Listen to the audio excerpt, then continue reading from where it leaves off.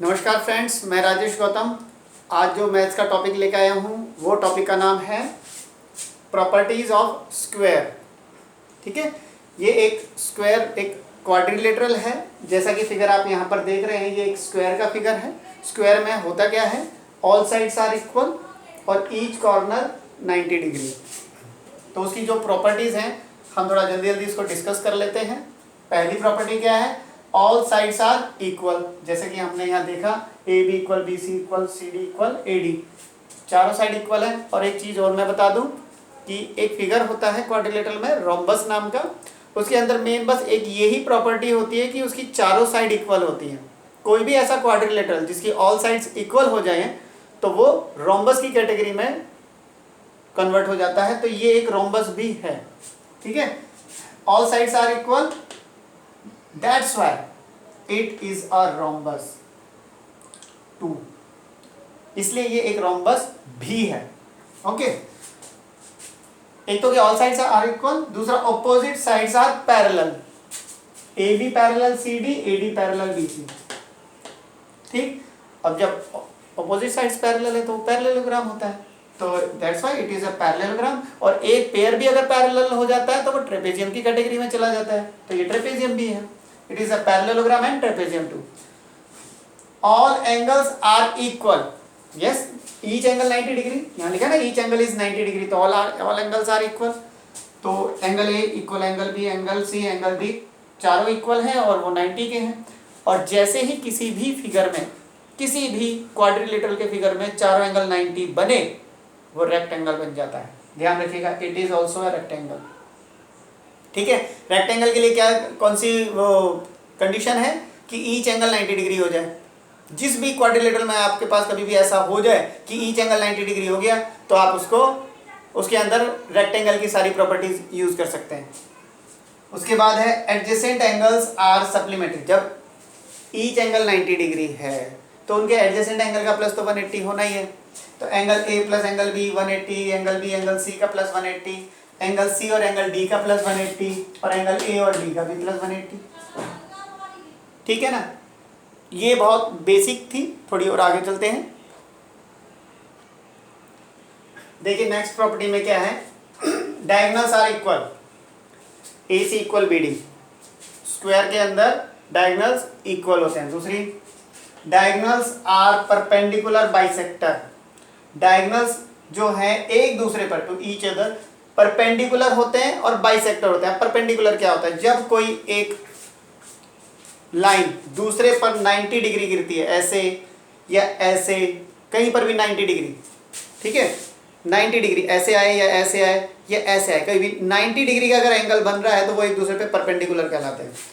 तो उसको शो करने के लिए हम उल्टा टी को रिवर्स में लिखते हैं उल्टे में, तो यहाँ पर आता है ये परपेंडिकुलर का साइन बनता है। बाइसेक्टर माने टू इक्वल पार्ट करने वाला। तो अब आप देख सकते हैं कि AC और BD एक दूसरे को काट रहे हैं। ठीक है, एक तो ये 90 डिग्री पर काट रहे हैं जो कि हो गया परपेंडिकुलर, और इक्वल पार्ट बना रहे हैं तो वो हो गए एक दूसरे के बाइसेक्टर। तो हमने देखा कि AC is perpendicular to BD, AC BD पर परपेंडिकुलर है, और you can say BD is perpendicular to AC, कि BD AC को परपेंडिकुलर पर काट रहा है। दूसरा कि वो AO इक्वल्स टू OC हो रहा है, AO इक्वल्स टू OC, जो कि AC का हाफ होता है। ये टुकड़े दोनों जो हैं AC के तो हाफ ही है ना। BO OD, ये वाला पार्ट इसके इक्वल होगा, यहां से यहां तक इसके इक्वल है, तो BD के आधे आधे ना, ये भी BD का हाफ है, ये वाला भी BD का ही हाफ है। तो हम लिख सकते हैं BO equals to OD equals to half of BD। अब क्योंकि आपने देखा AC इक्वल्स टू BD, तो जब AC और BD पूरा पूरा इक्वल है तो उनका हाफ हाफ भी इक्वल होगा। और AC का हाफ कौन है, AC के हाफ ये दोनों थे तो वो दोनों यहाँ लिख दिए। BD के हाफ कौन थे, ये दोनों थे, वो दोनों यहाँ लिख दिए। तो देखा गया लास्ट में कि AO OC BO OD ये चारों ही आपस में इक्वल हो गए। ये चारों पार्ट आपस में इक्वल है, ये वाला, ये वाला, ये वाला और ये वाला, चारों ही आपस में इक्वल है। ठीक है, तो diagonals are perpendicular bisector to each other, ये हमारी प्रॉपर्टी है। और डायगोनल्स आर इक्वल, ये भी हमारी एक प्रॉपर्टी है। आगे नेक्स्ट प्रॉपर्टी देखते हैं इसकी। देखिए next property, area of square. Square का एरिया क्या होता है? साइड इंटू साइड, छोटी क्लासेस से करते आ रहे हैं। Perimeter of square 4 into side. Area को जब भी निकालते हैं, जैसे कि अगर साइड अगर सेंटीमीटर में है तो हम उसके ऊपर लिखते हैं सेंटीमीटर की स्क्वायर, इसलिए हम उसको कहते हैं स्क्वायर यूनिट में होता है। जो भी यूनिट दे रखी हो, चाहे वो सेंटीमीटर हो, चाहे मिलीमीटर हो, चाहे मीटर हो। तो अगर पेरीमीटर निकालते हैं तो 4 मल्टीप्लाई बाई साइड, और उसके आगे जो यूनिट है बस उतना ही लिखते हैं, उसके ऊपर पावर 2 नहीं लगाते हैं, ध्यान रखिएगा। Area of square side into side, perimeter of square 4 into side. Next है ईच डायगोनल डिवाइड्स स्क्वायर इन 2 कॉन्ग्रुएंट ट्राइंगल। इसके जो हर एक डायगोनल है वो इसको 2 कॉन्ग्रुएंट ट्राइंगल में डिवाइड करता है। कैसे करता है? देखिए एसी डायगोनल को लेते हैं, ये रहा आपका एसी डायगोनल। एसी डायगोनल को लिया तो उससे 2 इधर एक ट्राइंगल बन जाएगा और एक नीचे बन जाएगा। देख सकते हैं एसी से एक ट्राइंगल इधर बन गया पूरा और एक नीचे बन गया, ये दोनों बन गए। और अगर हम बीडी को लेते हैं तो बीडी से एक ट्राइंगल इस तरफ पूरा बनता है बीडी के इधर, और एक बीसीडी के नाम से एक ट्राइंगल यहां बनेगा, जैसा कि आप यहां देख रहे हैं। ठीक है, और ये ट्राइंगल्स कॉन्ग्रुएंट होते हैं। कॉन्ग्रुएंट उन फिगर्स को कहते हैं जो शेप और साइज में बिल्कुल इक्वल होते हैं। तो ये आप देख सकते हैं, जैसे आपने कॉन्ग्रुएंस ऑफ ट्राइंगल्स की अगर प्रॉपर्टी पढ़ी होगी तो उसमें आपके पास आपने दो ट्राइंगल्स को कॉन्ग्रुएंट करना सीखा होगा। तो उसमें क्या होता है, जैसे ये ट्राइंगल है, इसकी आप देखिए एडी बीसी के इक्वल है, सेम, क्योंकि स्क्वायर की all sides are equal, that's why ये इसके इक्वल होगा, ये वाली इसके इक्वल होगी, क्योंकि ये तो अपोजिट वाली भी है। 4 साइड तो यही है ना, ये दोनों और ये दोनों तो स्क्वायर की साइड हुई, तो वैसे भी इक्वल होनी है। एक ये जो बीडी है वो तो कॉमन हो गया ना, तो इसका साइड इसके साइड से इक्वल है, ये वाली साइड इससे इक्वल है, और ये कॉमन हो गई, ये भी सेम हो गई। तो एस एस एस इस क्राइटेरिया से, एस एस से ये दोनों ट्राइंगल, ये दोनों वाले और ये दोनों एस एस एस क्राइटेरिया से कॉन्ग्रुएंट हो जाते हैं। और कॉन्ग्रुएंट का साइन होता है इक्वल के ऊपर ये वाला निशान लगाना। ठीक है, इसे कॉन्ग्रुएंट का साइन कहते हैं। अब because congruent figures have equal areas, equal areas, तो कॉन्ग्रुएंट फिगर जो होते हैं, जो फिगर्स कॉन्ग्रुएंट हो जाते हैं उनके एरिया इक्वल होते हैं, ये ध्यान रखना। तो जब ये कॉन्ग्रुएंट हो गए तो इनका एरिया इक्वल होगा, एरिया इसका इसके इक्वल। ये दोनों कॉन्ग्रुएंट है तो इन दोनों का एरिया इक्वल होगा। ठीक है, जब ये इन दोनों का एरिया इक्वल है और इन दोनों को मिला दो तो ये तो पूरा का पूरा स्क्वायर बन जाता है। इसका मतलब अगर इसका एक ट्राइंगल लेते हैं तो इस पूरे का हाफ है वो, ये वाला ट्राइंगल भी इस पूरे का हाफ है। तो हम कह सकते हैं कि जो एरिया इक्वल हो रहे हैं ये और ये पूरे ABCD के हाफ हैं, ये भी इसका हाफ है और ये वाला भी इसका हाफ है। उसी तरह से जब इन दो ट्राइंगल्स की बात करें तो एक ट्राइंगल ये वाला पूरे का हाफ ही है और ये वाला ट्राइंगल इस पूरे का हाफ कहलाएगा। आप देख सकते हैं BDC का, BDC ये पूरा आधा ही तो हुआ ना पूरे स्क्वायर का। तो सेम, तो ये दोनों जब एरिया इक्वल हुए थे तो पूरे के हाफ कहलाएंगे। अब क्योंकि ABCD का हाफ और ABCD का half, because half of ABCD equal होगा हाफ ऑफ ABCD, तो पहले वाले हाफ जो थे वो ये दोनों थे, तो जो हाफ ऑफ ABCD था जो कि ये रहे वो इन दोनों के इक्वल था, तो इसके नीचे यही दोनों यहाँ लिख दिए, ये रहे। और इस वाले हाफ ऑफ ABCD यानी दूसरे वाले के हाफ ऑफ ABCD के इक्वल में ये दोनों थे, वो दोनों यहाँ लिख दिए। तो इस हिसाब से देखा ये चारों ही आपस में इक्वल आ गए। तो ये चारों ट्राइंगल इक्वल एरिया रखते हैं, इन चारों ट्राइंगल्स के एरिया इक्वल हैं। ठीक है, और अगर आप इसको क्लोजली ऑब्जर्व करोगे, ध्यान से देखोगे, तो आपको ये दिखाई देगा जिस तरह से ये साइड इसके इक्वल है, ये साइड इसके इक्वल है और ये कॉमन हो गई, तो एक तरह से इस ट्राइंगल की तीनों चीजें उसमें इक्वल में पाई गई, तो ये दोनों कॉन्ग्रुएंट हो गए।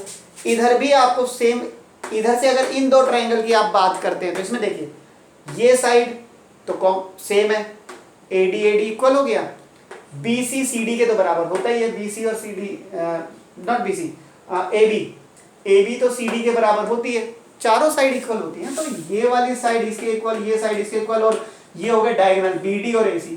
वो तो हमने पहले ही बोल दिए थे AC और BD डायगोनल तो इक्वल होते हैं। तो इन दोनों के भी तीनों साइड, इसकी भी तीनों साइड दूसरे ट्राइंगल की, इसमें भी तीनों साइड के ही इक्वल मिल गई, तो ये भी तो कॉन्ग्रुएंट हुए ना।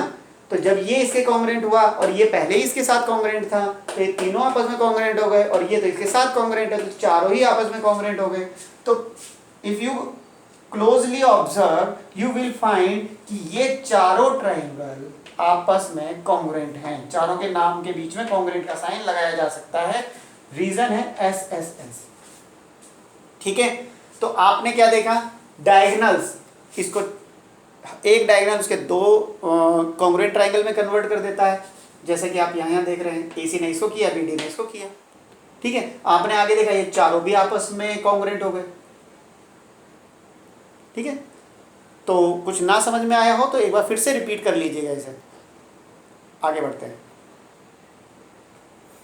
देखिए नेक्स्ट प्रॉपर्टी क्या कह रही है, when diagonals bisect each other at 90 degree then they form 4 congruent triangles।